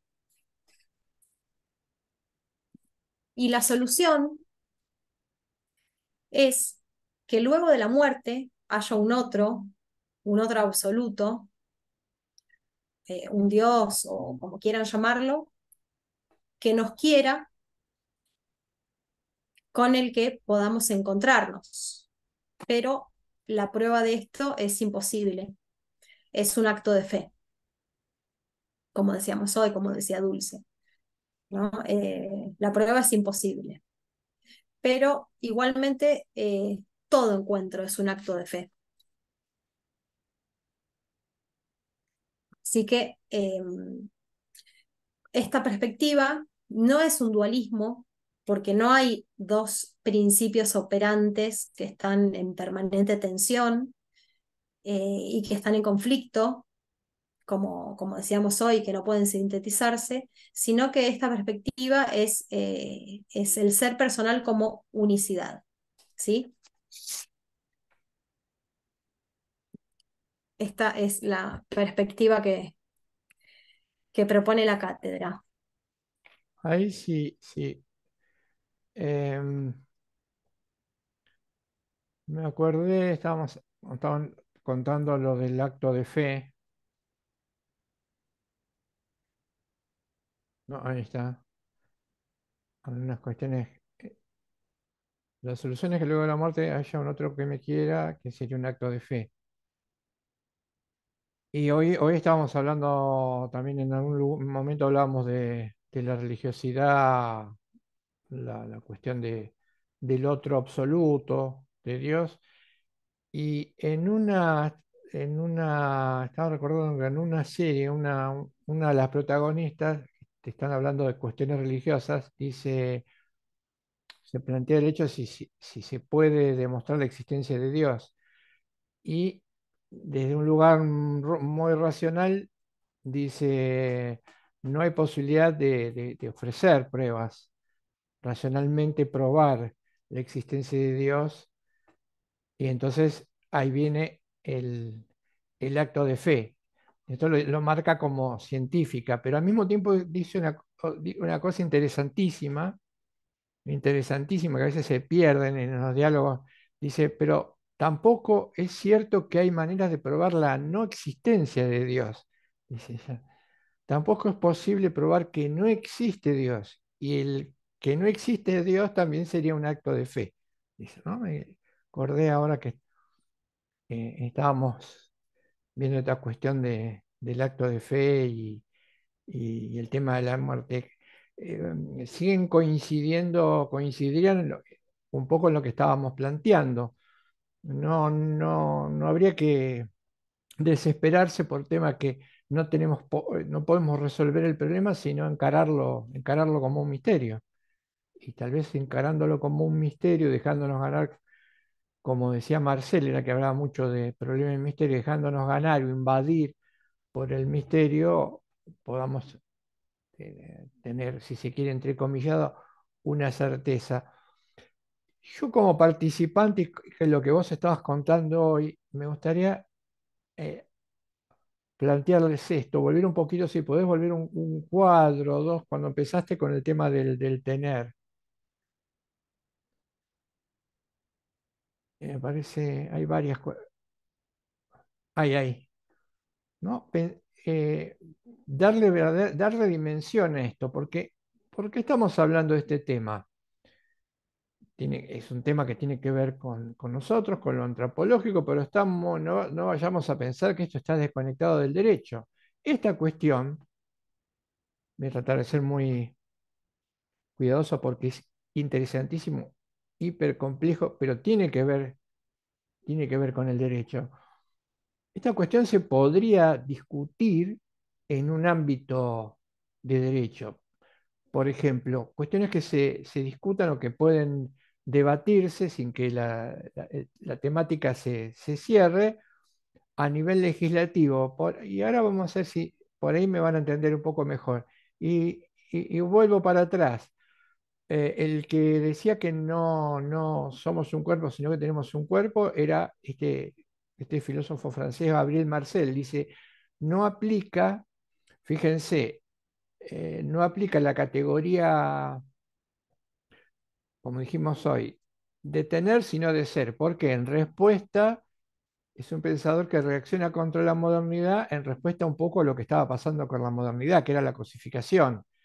Y desde ya la consideración del cuerpo como una cosa, como un objeto. Él dice, si tuviéramos un cuerpo, tenemos algo que lo estamos viendo como una cosa o como un objeto. ¿Y qué hace? ¿Qué hacemos con las cosas y los objetos? Sobre todo muy marcadamente a partir de la modernidad.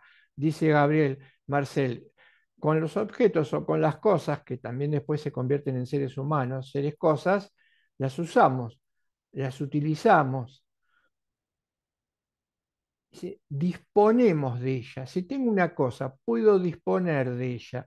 ¿Qué implicaría que yo puedo disponer de una cosa? Por ejemplo, tengo en la mano un lápiz, que es un objeto. Es mío, lo compré, es de mi propiedad, pero es un objeto, es una cosa. ¿Qué implicaría poder disponer del lápiz? Y poder disponer del lápiz sería que si el lápiz tiene alguna falla o está muy gastado o no puedo sacarle punta como yo quiero, lo tiro. ¿Lo podría reemplazar por otro? No, lo tiro. Lo que tengo, dispongo de ella porque es un objeto, porque es una cosa, es de mi propiedad y puedo llegar a descartarlo. Acá aparece una cuestión dificilísima,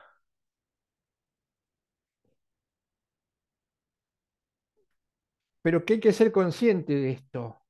¿Soy un cuerpo o tengo un cuerpo?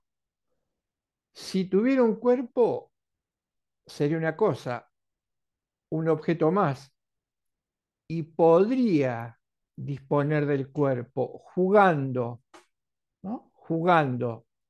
Se me ocurre, podría hasta desprenderme de mi brazo, porque es un objeto, es mi cuerpo, dispongo de él, lo tengo.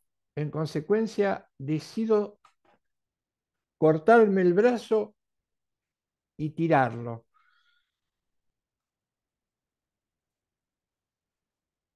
Dice Gabriel Marcel, no, no es una cosa. Además hay una unidad vivida con el cuerpo. No puedo disponer de él. Bueno, esta es una cuestión, eh,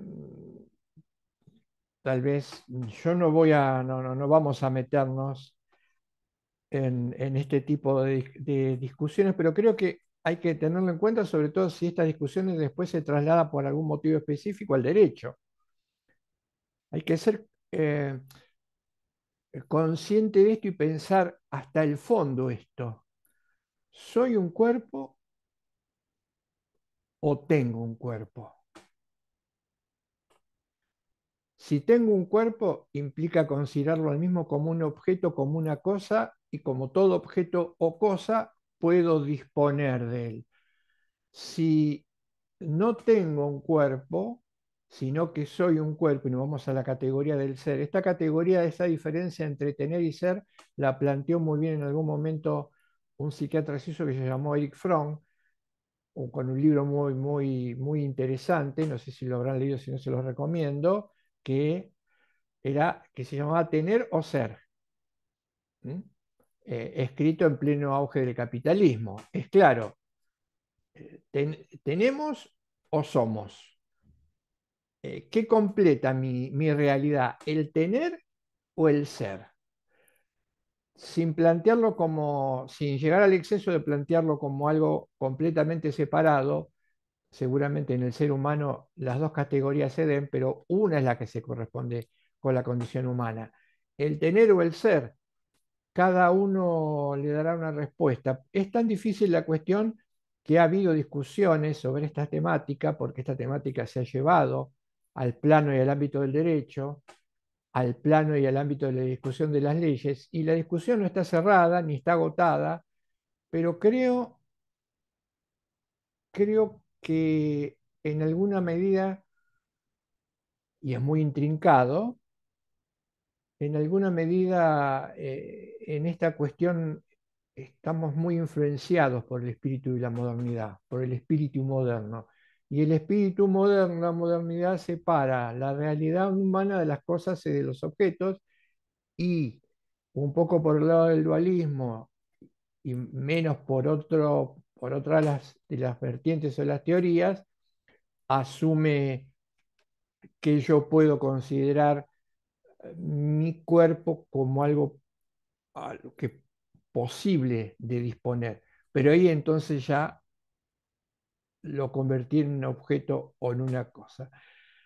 Creo que esta discusión seguirá, va a seguir. Como toda discusión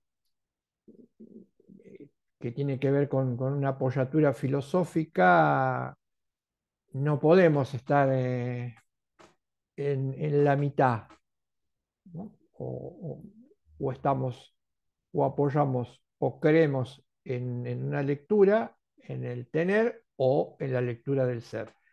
Pero para que lo vean, es una discusión que se plantea, se ha planteado y se seguirá planteando a nivel del derecho. No es una cuestión abstracta para pensar en cerrar una pieza y alejarse del mundo. No, es una cuestión y lo que se decida también es importantísimo. Y creo que el debate sobre estas cuestiones puede ayudar.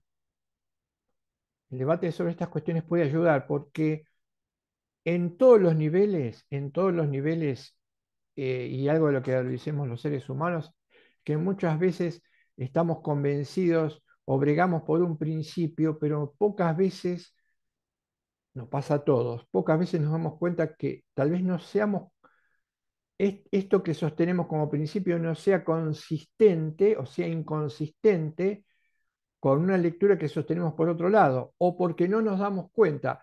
Sostengo esto, estoy convencido de esto. Ahora, ¿sos consciente que sostener esto para ser consistente implica que estás viendo la realidad de esta manera y no de esta otra. Eso creo era lo que quería marcar o enseñar Gabriel Marcel.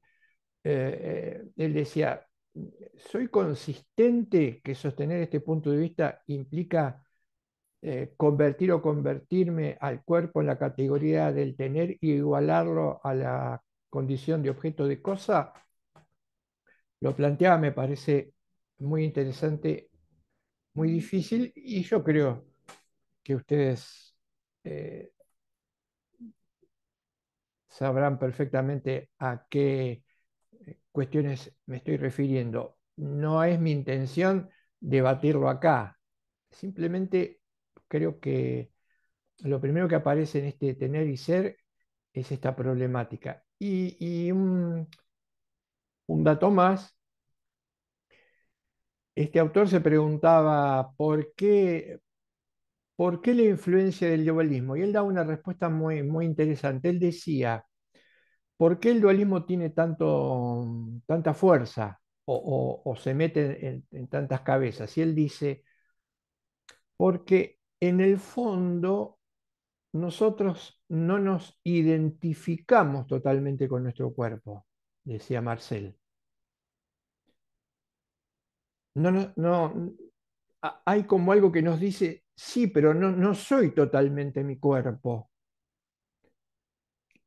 Y que es cierto, no me identifico completamente, pero dice él, en en ese espacio tan pequeño que aparece el no identificarme, puedo dar un paso más, equivocarme y caer en el dualismo. Él decía, si no me identifico con el cuerpo, que es correcto, me puede llevar a un error. Si no me identifico, quiere decir que hay algo que soy distinto al cuerpo en el que estoy. Y dice él, ahí ya estamos a una milésima de caer en el dualismo. Y si uno lo piensa bien, tiene razón, por eso tiene tanta fuerza o ha tenido tanta fuerza el dualismo. Un, un dato que yo conté algo, pero que no quería dejarlo pasar, es cómo hoy hablamos de cristianismo, religión, hablamos de filosofía. Hay dos posturas muy diferentes en este punto, en el pensamiento tradicional, en la postura griega que es dualista, y hay que rescatar la postura, si se quiere, semita, que es el origen del cristianismo. La lectura semita no es una lectura dualista. En la lectura semita se considera que hay una unidad vivida con el cuerpo, parecido a lo que nosotros sostenemos desde la óptica dialogal. Los semitas dicen que el ser humano vive una unidad con su cuerpo, mientras que los griegos, como vimos en el caso de Platón, van a defender el dualismo. Pero ¿qué pasó? Y alguien creo que hizo un comentario y medio como lo puso en la discusión, aunque no lo desarrollamos. El cristianismo los semitas tienen una muy fuerte influencia griega. Esto lo cuenta cualquier historia de las ideas, cualquier historia de las religiones. ¿Y qué generó? Generó un problema porque la religión, el catolicismo en los primeros tiempos no pudo separarse de la influencia griega. Y entonces va a aparecer mezclado, combinado, la reencarnación con la resurrección. Pero la resurrección no es lo mismo que la reencarnación. Sin embargo, a veces parecerían serlo precisamente, y que la religión católica tenga ciertos vicios que apunten a la reencarnación, producto de la influencia griega, de la que solo pudo desembarazarse o empezó a desembarazarse allá por la modernidad. Pero el cristianismo estuvo muy influenciado por los griegos. En consecuencia, estaba muy influenciado por esta postura dualista y la muerte, como decía Marina, y el alma que se va al cielo. En ese juego la influencia griega es indudable y nos mete en un dualismo. Si vamos al origen, al sentido más profundo del cristianismo, de la religión católica, en el origen semita no hay dualismo, hay una unidad viviente. ¿Mm? Esto es entonces lo que quería. Hay algunas otras cuestiones, pero me parece que fue lo más importante respecto de esta dimensión corpórea. Somos cuerpo implica que no es mi cuerpo el que se alimenta, soy yo el que me alimento. No es mi cabeza la que piensa, soy yo el que pienso. Y no sería mi cuerpo el que ama, sino soy yo el que ama. Por lo tanto, eh, esto nos puede dar una pista para salir de esos dualismos que todavía nos siguen ganando, ¿no? Esa posibilidad, yo ya hablaba en punto también, en punto a la sexualidad, que muchas veces se convierte en un tema tabú por esta dualidad. No, no puede haber una dualidad. ¿Es la persona íntegra la que ama o la persona íntegra la que quiere o la persona íntegra la que trabaja o la persona íntegra la que piensa? ¿Mm? No podemos separar en ese ámbito como intentan o como aparece muchas veces disociar el cuerpo de la cabeza. Volver a disociar entonces la razón del sentimiento. Somos seres sentipensantes. Ahí se explicaría mejor un término que usamos al hablar de los seres personales. Somos seres sentipensantes, o si se quiere, para no ser binario al estilo moderno. Somos pensantes y sintientes al mismo tiempo. Sentipensantes o pensantes y sintientes al mismo tiempo. Sentimos y pensamos al mismo tiempo. Pensamos y sentimos al mismo tiempo, en una unidad infranqueable. ¿Mm? Eh, y esto después lo recoge la perspectiva dialogal cuando hablamos de los significados humanos del cuerpo. Uno de los ejemplos, volviendo, y nosotros tomamos los mayores contenidos los tomábamos de las clases de Héctor en esta cuestión, el tema del fracaso del diálogo. Uno de los ejemplos del fracaso del diálogo tiene que ver con mi cuerpo como límite. ¿Mm? Eh, Mi cuerpo que tal vez acuciado por una enfermedad ya no me permita trasladarme, pensemos, imaginemos, juguemos o hagamos experimentos, no me permite trasladar a tal lugar y al no poder trasladarme a tal lugar, imposibilitaría que me encuentre con alguien que hace mucho tiempo que no veo y este reencuentro ya aparece entonces en mi cuerpo, si esa fuese la situación, como limitante, la explicación del fracaso del diálogo. O el cuerpo que se ve afectado, mi cuerpo y toda mi estructura que se ve afectada por alguna dificultad, por ejemplo, no poder hablar o no poderme expresar, eso también sería una limitante y una imposibilidad que el diálogo se genere. Y otro dato que recuerdo, y también me parece interesante como para reforzar esta idea que nos expresamos, yo me estoy expresando, pero me estoy expresando, como decía Marina hoy, integralmente, aunque solamente se vea un 20% de mi cuerpo. Me estoy expresando, pero me estoy expresando totalmente con el cuerpo. De tal manera que hoy hay una disciplina muy interesante que a veces se considera como, a veces hasta no se le da importancia, pero que es real, y es cómo leer el significado de los gestos. Aunque uno no diga nada, o le parezca que no diga nada, hay algún gesto que se puede leer. Y entonces yo puedo descubrir a partir de un gesto que tal vez no coincida con lo que estoy diciendo. ¿Mm? Ese es sería como una especie de, ¿cómo se suele decir cuando nos condena lo que hicimos y quedó grabado?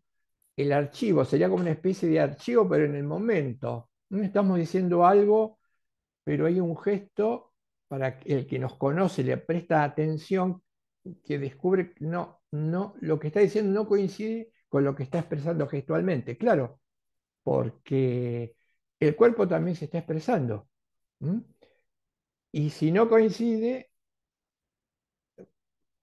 tal vez muchos no puedan darse cuenta, pero como bien contaba Marina, alguien que sí te conoce descubre, ¿no? Héctor decía, hay un gesto, hay una arruga, algo que se mueve en el entrecejo, y el que me conoce descubre que tengo algún problema. Tal vez el que no, esto resulte o pase como algo intrascendente. Esto sería entonces lo que teníamos para desarrollar respecto de la corporalidad. Si tienen algún comentario, alguna duda, alguna pregunta, alguna cuestión, alguna objeción, los escuchamos.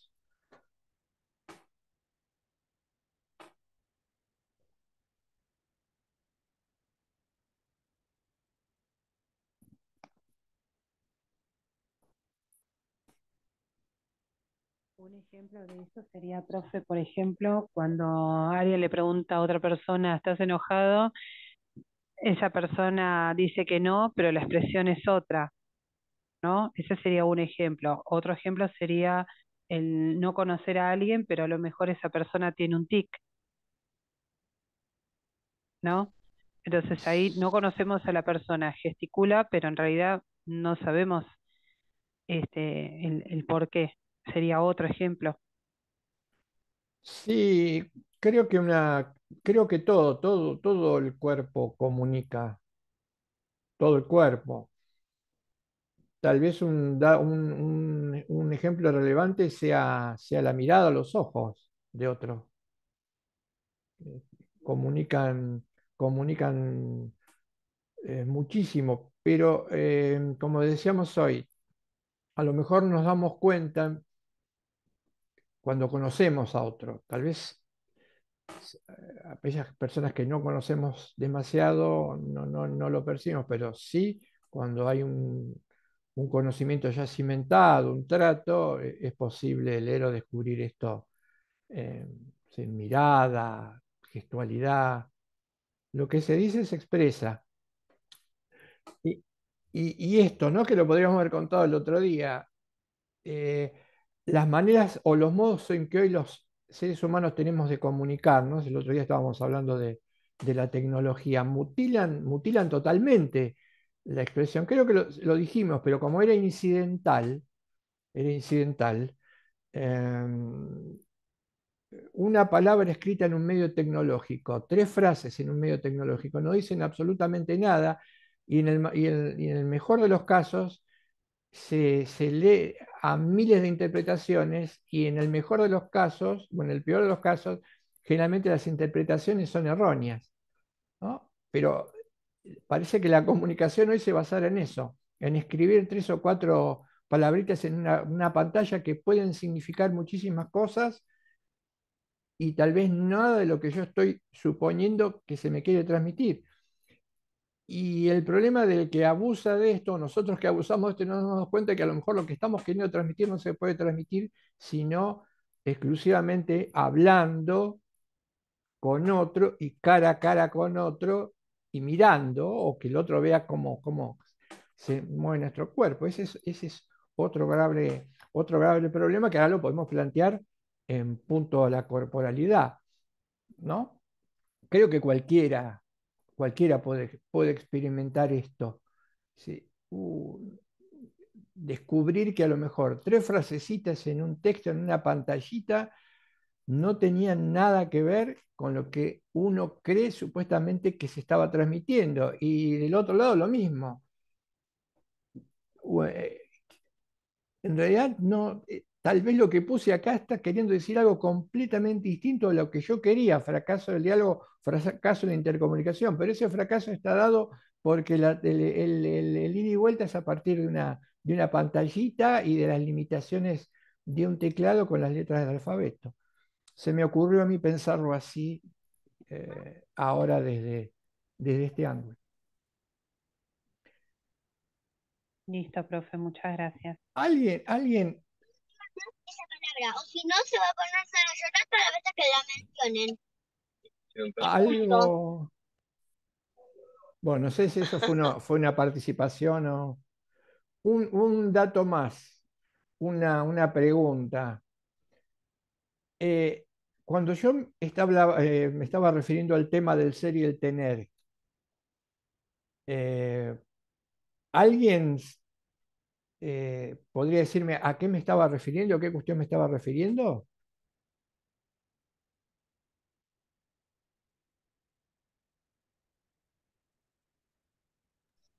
Yo, profesor, lo que pensé en cuanto a lo que dijo de ser o tener en particularmente el cuerpo de cada uno, siento que el tener, como usted dijo, sería asimilar el cuerpo a una cosa y creo que el cuerpo es parte de uno mismo y que quizás, aunque también uno no es solo el cuerpo, sino también su mente y demás, creo que los seres humanos está claramente legislado y demás que no somos cosas, entonces lo pensé por ese lado, que quizás sería más, por lo menos yo, concluyo en que sería todo un conjunto que es parte del ser y no el tener.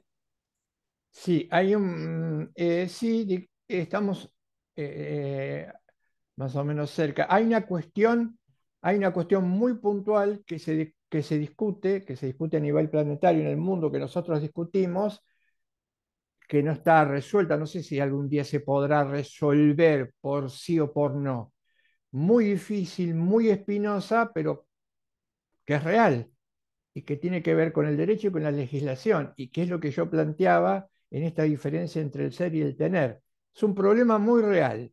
No se trata de discutirlo, de traerlo acá, de sí o no, simplemente eh, es para considerarlo. No sé si, no llega a ser exactamente lo que vos planteaste. No sé si alguien por ahí lo pudo ver de otra manera, y si no, lo pensaremos, y si no, no aparecerá. Sobre el deber Yo no lo quiero ser, decir para ver si ustedes lo podían descubrir por ese lado. ¿Cómo? sería sobre el deber ser.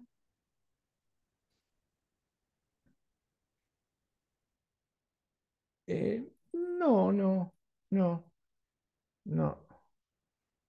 Eh, esta mano, este brazo, Permitiría si discutir la venta de órganos, por ejemplo, la libre disposición del cuerpo.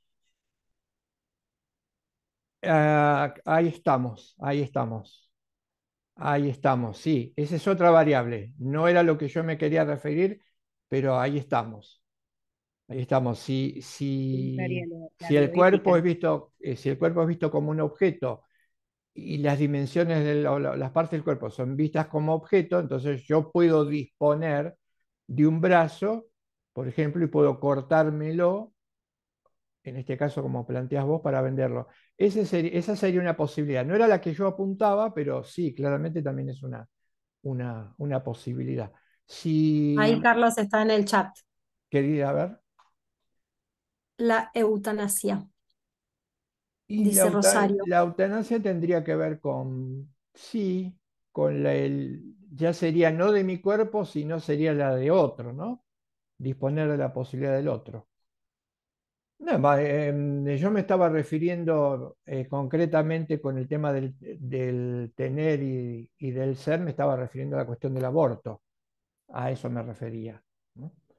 En el aborto se plantea la cuestión de si se puede o no se puede disponer, eh, y ahí queda planteada la cosa. Quería que vieran que este tema, que es ultra delicado, se debate o tiene o puede llegar a tener como trasfondo esa diferencia entre ser y tener. Y dije, tiene que ver con el derecho porque se discute en legislación, tenemos legislación, se sigue discutiendo y las discusiones son larguísimas y los desacuerdos son muchísimos y los acuerdos son mínimos.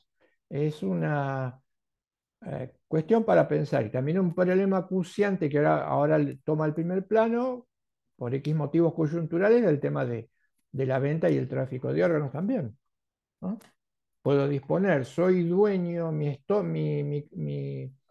pulmón es una cosa y yo puedo disponer porque es parte de mi cuerpo y yo dispongo porque soy propietario de mi cuerpo y entonces lo vendo. Es otra cuestión. Son todas temáticas que si el día de mañana tienen que discutirlo porque son legisladores, eh, tienen que tener una apoyatura y una fundamentación de base, y por eso van a tener que recurrir al pensamiento o a la filosofía, para que vean la conexión entre filosofía y derecho. ¿Corté la grabación? No.